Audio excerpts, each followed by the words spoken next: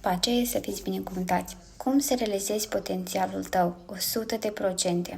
Voi sunteți 99% imaterial. Iulia Saltănescu. 99% este omul nematerial și aceasta nu permis să facă ceva măreț în această viață. De ce?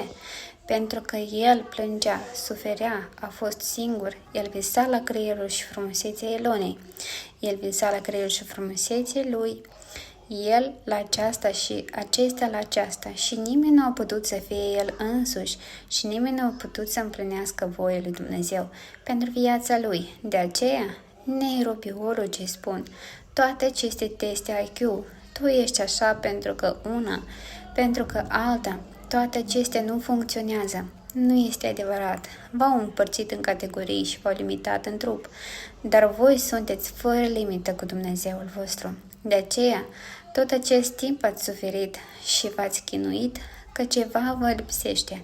Trebuie să-L îndreptați la împlinirea voii lui Dumnezeu, Duhul Sfânt care vi l-a dat Dumnezeu. Și chiar dacă ați pierdut ceva, nu este nimic.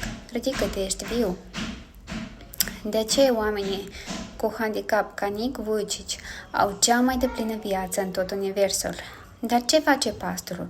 El om duhovnicesc, el ne naște din Dumnezeu, el lansează cei 99% care sunt cu adevărat. Spune cuiva, tu nu ești material ca să poți să faci ceva în viața aceasta. Slavă lui Iisus Hristos!